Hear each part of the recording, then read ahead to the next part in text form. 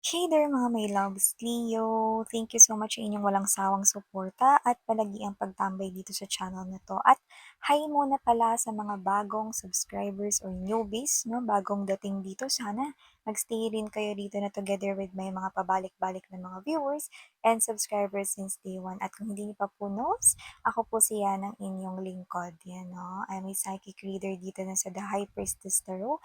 This is my main channel. Yes, you heard it right, no? Kaya kung interesado rin kayong tumambay with my other channel, no, na collective readings din po ang nandoon. And every day, I'm also posting collective readings doon. So, you might want to check out the link ay nasa ating description box, no? Everybody is welcome, pero tandaan niyo, piliin niyo lang yung mga mensahe na mag-resonate only for you guys. Just only collect the messages na feeling connected kayo and you're so drawn with, no? And leave the rest behind kasi hindi naman talaga lahat ay para sa everybody. Okay? So, ang content natin ngayon, Leo, is we're gonna take a look at ano po itong mga worries or alalahanin ninyo or mga inaalala ninyo. And we're gonna get, no, advices, no, coming from your angels and spirit guides, no, in connection to that, no, kung paano nyo ba dapat i-deal or i-overcome ang mga ganyang klase ng situation. So, without further ado, oh well, no, alam niyo naman yung drill, wala tayong gender dito. So, babae, lalaki, LGBT, lahat kayo welcome. Cross-watchers ni Leo, no? Welcome rin po kayo rito. Pwede niyo pong i-flip yung roles if you want, lahat kayo, no? Kasi it's general reading.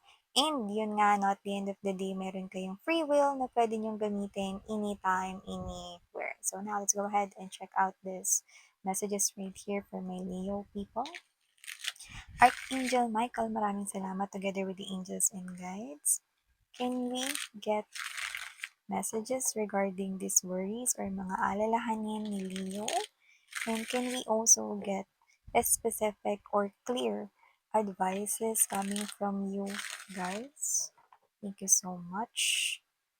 Okay, kung paano ba nila ma-overcome po itong mga ganitong klase ng situations or kung paano po nila ito dapat na harapin or i-deal. This reading is intended for my Leo people out there. Okay? Whether that's your um, sun sign, okay, moon sign, okay, or any placements. Maybe you have Leo in your birth chart or natal chart. Welcome, welcome, welcome. This reading is intended for my Leo people. Can you please show me their worries, mga inaalala, at paano ba nila ito dapat na i-overcome? Ano ba yung advices na pwede nilang gawin or sundan bilang guidance? Leo. Okay, so Leo, let's get it on guys, no? At alamin na natin dito. We have here Three of Wands energy. We also have here the Page of Swords energy. Three of Swords, nandito din. We also have here the Queen of Swords, Two of Pentacles or the Two of Coins energy, Ten of Coins. Bottom of the deck, we have here, guys, the Eight of Cups energy and the Judgment. And I'm getting a permission to look at the next one. And we have here Two of Cups. Okay, got it.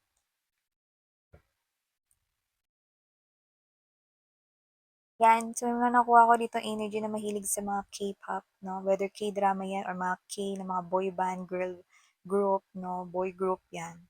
So, maaring yung mga energies na nakuha natin dito ay maaring nahihilig sa kanilang mga dramas, no? Iba-iba naman yan. Pwede naman na hindi lang yan Korean or pwede rin naman na yan yung mga Chinese dramas or mga Chinese actors and actresses. Just take how this resonates or even Hollywood, no? Basta meron kayo ritong parang pinag-iinteresan or parte ng inyong mga hobbies, no? Baka sa mga Netflix or Viu, yan, hindi po ko endorsers ng mga yan. Pero may mga platforms kayo kung saan nanonood kayo ng mga ganyan and you feel like you're enjoying it, no? So, yan. So, may mga ganun tayo nakuha. Hindi lang yan for youngsters. Nakikita rin natin ng different ages dito na nahihilig sa ganyan. Basta drama, you know? Mabigat man ang tema, nakakatawa, nakakalungkot, nakakatakot. Yan ay parte na ng inyo ritong paglilibang, lalo na kung kayo ay may free time or wala nang ginagawa. Relax moment na lang, no? Whether it's night time, whether that's your lunch time, whether that's your break time, whatever. Yan. So, nakikita ko dito, Leo, nakikita ko na isa sa mga worries mo dito, no, ay unahin na natin, no, ito na sinabi ko sa inyo na kuha tayo ng permission to look at the other one and there's that two of cups energy. Nakikita ko dito, no, na isa sa mga hindi nyo pa alam na mangyayari sa inyo at magiging alalahanin nyo pa lang ay walang iba kundi ang pagbabalik rito ng isang taong ayaw nyo na sanang bumalik. Bakit? Kasi yung iba sa inyo, may nakita ko mga energies rito na kaya ayaw nyo nang bumalik yung tao na yan dahil natatakot kayo na baka posibleng ma-realize ninyo no, na gusto nyo pa pala siyang bumalik sa buhay ninyo. Hmm? So yan na, ulitin ko lang, hindi yun para sa lahat. Leave the rest behind if you're not resonating on that part. So may parte na yun yung nakuha natin dito. So in short, siguro, ikaw ito na hindi ka sure sa feelings mo kung talaga naglaho na ba talaga yung feelings mo for that person, no? So maaaring may nakapagtanong sa'yo rito or may nagsabi sa'yo rito na anong gagawin mo sis? Kapag sakaling bumalik yung ex mo, eh di ba you love your ex so much talaga before? Yan, no? So what will you do? Parang may mga ganun lang, no?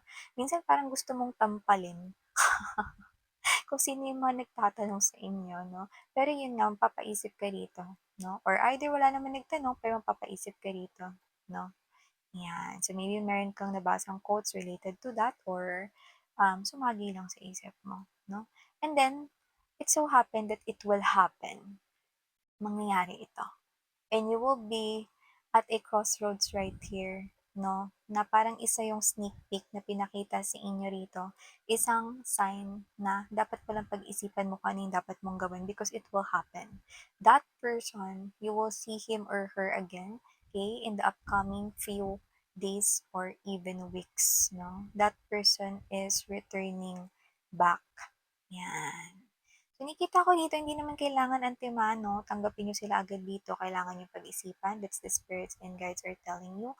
They're giving you right here a clue and hint that that person is coming back around, but they're not really telling you what to do. Okay? It's all up sa inyo.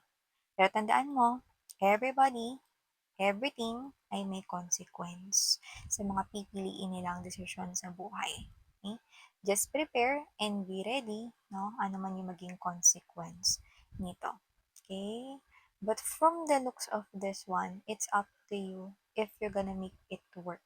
Kasi I'm seeing two people right here, no, na isa itong klase ng relationship.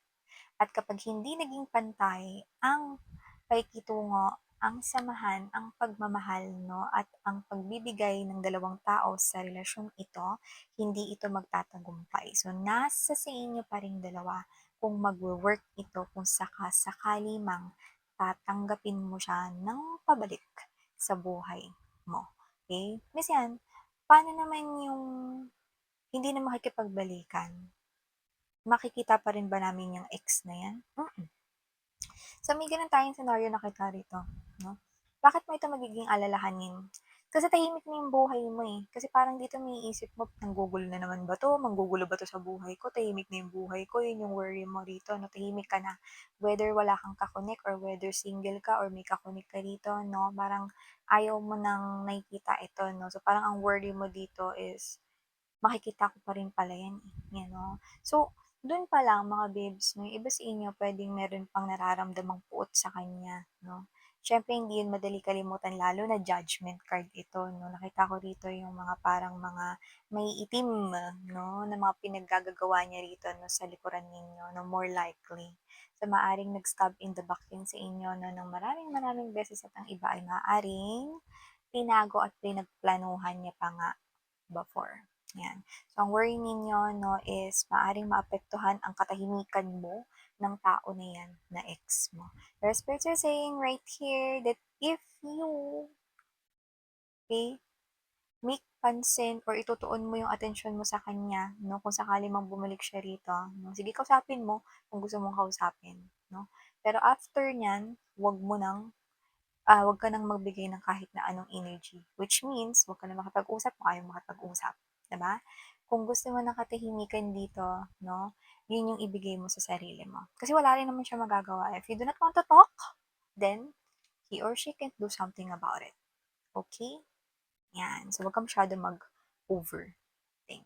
So, Leo, another message right here nakita ko ditong wini-worry mo is that nakita ko dito ng trouble sa'yo na posibleng iniisip mo kung itutuloy mo ba yung travel na yan or hindi. May agam-agam dito na pero kung ano man yung travel na yan, mukhang malapit na yan, pero hindi ka pa nakakapag-desisyon. Kasi parang hindi mo pa nabubuo rito, no, yung mga parang mga advantages or disadvantages kung dapat mo bang ituloy yung travel plans na yan or hindi. Yung iba literal na travel yan, baka magtatrabaho kayo sa ibang lugar, ibang bansa, yan.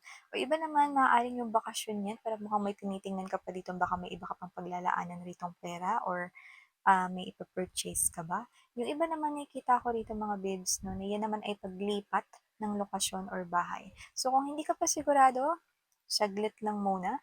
Kahit malapit na yung dates na yan, no, mas maganda na kung may iba kang mga iniisip, no, yan muna yung parang i-prioritize mong isipin. But at the same time, don't overthink too much. Don't over-assess too much. Yun yung nakikita ko dito. So, nakikita ko rito that you need, okay, spirits are saying right here, you need to gather here a lot of informations kung dapat mo ba yung gawin or hindi. Consider yung mga bagay, no, na mapapala mo dyan at consider din yung mga bagay na hindi mo mapapala dyan. At unahin mo muna yung dapat na unahin. So, kung meron ditong nalalapit at may schedule na talaga ng paglipat, ng pag-travel, like may ticket ka na talaga, no, tapos meron ka pang ibang kinakaharap na bagay na mas i-prioritize mo muna dito yung may deadline at may pressure. Okay? So, yun yung pinaka dapat mong gawin, no? So, hindi naman kailangan araw-araw paglaanan mo yan ng oras, 'di ba? Pero kung gusto mo yung masingit na mas i-prioritize mo yan, ibig sabihin, para pagdating ng araw na yan, no, alam mo kung anong gagawin mo. Kung dapat mo ba na i-reschedule yan, or dapat mo ba na gawin yan, or hindi. Yan, no? Kasi nakikita ko rito, no, na posibleng yung iba kasi marami kayong masyadong ginagawa, may trabaho kayong iniisip, meron din kayo ibang bagay na personal ritong bagay na inaasikaso, so sabay-sabay. Pero, di mo rito mapapansin, no, na kailangan mo rito, alam mo yung ano, alam mo sa work, mga babes, no, meron diyang pending, ano yung mga dapat na high priority, no, or sa email, di ba, may high priority importance, no, yung mga ganyan, no, at ano yung mga dapat na carry lang kasi malayo pa naman yung deadline. So, unahin ninyo yung merong pressure or yung may deadline na para hindi kayo rito magahol sa time at hindi kayo magulat na, ay, bukas na pala yun. Ay, sa makalawa na pala yun. Yan, no? Tapos pero hindi pa kayo nakakapag-decide. So, that is what the spirits are telling you directly, Leo. At dito nakikita ko, no, na meron kayo ritong worry, no, lalo na ito, hindi ito mag-resonate sa lahat, pero babanggitin ko pa din. Kasal kayo sa isang person dito, like siya ay legal mong husband, legal mong wife, at nakikita ko rito mga babes, no, na sa inyong dalawa, maaring meron kayong shared property or meron ka ritong perang ikaw talaga yung naghirap. Pero maaaring nalagay mo diyan yung pangalan ng asawa mo. Ngayon iniisip ko rito, no, na maaaring ang iniisip mo rito ay posibleng, okay, tanggalan siya rito or palitan rito yung ano yun, yung last will of testament mo kung ano man yan or ano man yung kontrata na yan dito, no, kasi maaaring with the Three of Swords energy, meron siya ritong nagawa sa inyo, no, na nagawa niya yan pagtapos ninyong magawa yung una ninyong testament, no? Parang gano'n, 'no? So, nakikita ko rito na sa inyong dalawa posibleng ikaw yung may pera, pero dahil dito sa nagawa niya na 'to parang ayaw mo siya rito na bigyan ng karapatan sa perang pinaghirapan mo. So, parang nakikita ko rito na maaaring ikaw 'to na i-revise mo 'yon at 'wag na lang siyang bigyan ng yaman or bibigyan mo siya pero kakarampot lang naman dahil wala naman talaga siyang naging parte doon sa pera mo. Pero dahil asawa mo siya na may ganyan. Alam mga babes, isa lang ang masasabi ko rito. Una sa lahat, ang perang pinaghirapan mo ay sa'yo lang. At kahit mag-asawa kayo na wala pa rin karapatang asawa mo, no, sa pera mo, lalo na kung wala naman siya naging ambag doon. Kung pakiramdam mo wala siyang karapatan sa pera mo, tanggalin mo siya ng kayamanan, tanggalin mo rin siya ng pera dito dahil una sa lahat hindi naman niya pera yon. Okay? At nakikita ko dito mga babes, no, na meron din naman siya sariling trabaho, may sarili naman siyang pera. Siguro naman, no, bago kayo nag-asawa, hindi lang naman puro ikaw ang bumuhay sa kanya, di ba? Pero na lang kung ganun yung nangyari, di ba? So, nakikita ko dito, pera mo, okay? Kahit na kayo ay kasal, no, ikaw ang naghirap dyan, ikaw ang may karapatan. Kung gusto mong gawin na palitan yan, dahil nakikita ko dito very strong ang iyong energy na gawin yan, no? na parang kahit na ikaw 'to nang papanatag ka sa sarili mo, may gano'n, eh. Parang pakiramdam mo mapapanatag ka 'pag tatanggalin mo 'to sa kanya, eh, 'no? So, nakita ko dito na gawin mo kung ano yung dapat mong gawin. Kung yun yung magiging kapanatagan mo, 'no, ituloy mo. 'Yan, So, yun mga babes 'no, ay opinion ko, okey? So, nakikita ko dito that your angels and guides right here wants you to do ano ba talaga yung pinakagusto mong gawin. Kasi dito mas matimbang po na ayaw mo siyang bahagian dahil wala naman siyang naambag. Yun. Hmm, uulitin ko lang, hindi po yun para sa lahat. Yan. So, eto another message na nakukuha ko dito for you, Leo. Excuse me. Meron ditong worries kung saan hindi mo alam kung makikipag-separate ka na ba sa iyong partner or sa iyong boyfriend or sa iyong asawa or sa iyong husband, sa iyong wife, sa iyong girlfriend. LGBTQs, of course, welcome din kayo. Okay? Pero, nagho-hold on ka dun sa pinagsamahan ninyong matagal. Sayang naman yung mga memories, sayang naman yung mga pamasahe, mga kinain, lahat ng ginastos, blah, blah, blah.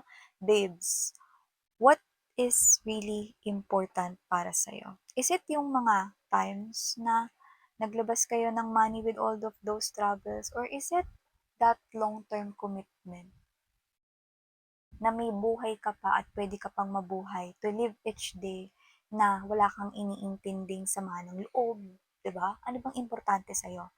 Yung manghinayang sa mga pinagsamahan ninyo pero ginawa pa rin ikaw ditong lukuhin, saktan with the Three of Swords energy? Oo, may mga nagastos na, pero wag mo nang panghinayangan yung panahon. Okay? Past is past, move forward. Or, is it you, no, na magsi-stay ka diyan sa ganyang klase ng sitwasyon dahil lang dun sa marami ka nang na-invest? Or, isipin mo yung long term na anong age mo ngayon? May mga oras ka pa para mabuhay. To live your life at its fullest. Yung wala kang problemang iniisip. Kasi dito nakikita ko nagiging burdensome ito sa'yo. Only choose yung thing na hindi ka na magsa-suffer. So, kung ka-suffer-suffer ang tao na yan habang kasama mo siya, then, I don't see any reason for you to connect pa more with that person. Because here, I'm seeing that this person here keeps on hurting and hurting and hurting you. So, you need to make tapon na this garbage. Pero yun nga, spirits are saying, it's up to you. Okay? And even I do not have the power to tell you that no that is that thing that you need to do. But what I want you to do is that I'm on the side of the spirits and guides right here, and I don't want you to get hurt up until dumating yung time no na your life no on earth no will probably end, pero hindi mo naramdaman yung tunay kang naging malaya, yung tunay kang naging masaya, yung tunay kang naging satisfied, yung tunay kang naging kontento because you keep on locking yourself with the wrong person. Diba? You do not deserve to suffer. That's what I mean. That's what we mean. Diba? So yeah, those are all the messages I've got right here for you, Leo. By the way, my name is Yan once again. And sarang heyo, I'm gonna leave this message right here. And love and light. Annyeong.